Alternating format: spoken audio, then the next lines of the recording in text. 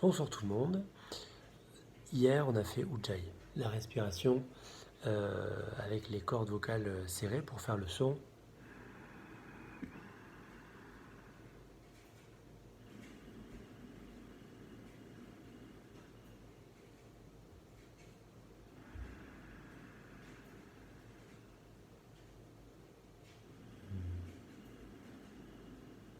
Donc c'est exactement le même son que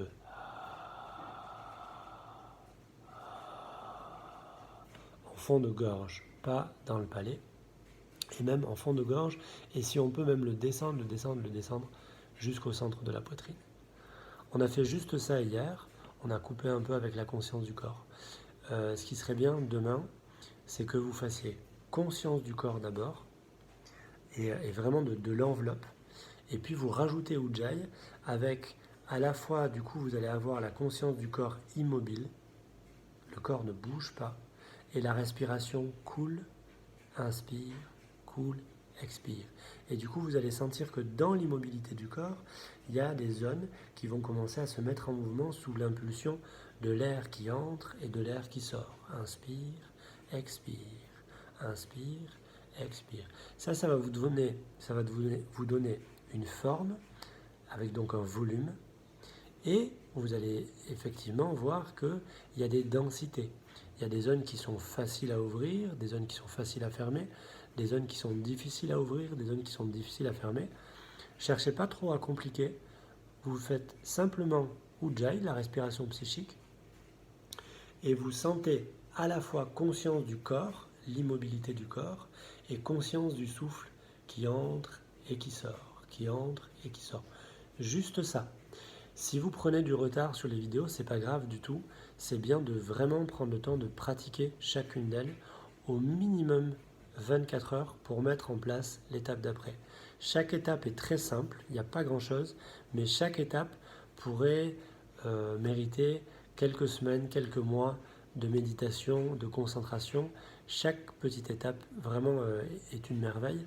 Et donc il ne s'agit pas d'aller au plus vite, il s'agit vraiment d'ancrer les choses profondément. Et ce que je veux vous proposer, simplement dans la vie quotidienne, on était à conscience, pied, main, centre, ventre, cœur, tête. Et bien on va rajouter, mais sans Ujjayi, de temps en temps dans la journée, vous continuez ces consciences-là, et de temps en temps, vous prenez conscience de votre respiration.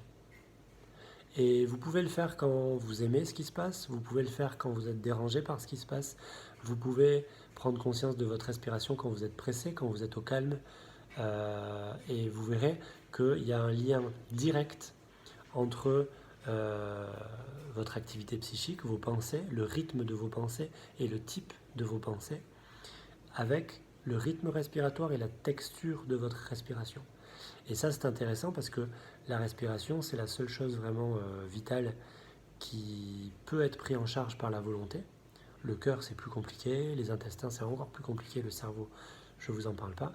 Mais la respiration, on a possibilité de la prendre en charge consciemment, et elle est directement liée avec votre physiologie, et vous verrez le lien avec vos pensées, et donc vos émotions, et donc vos énergies.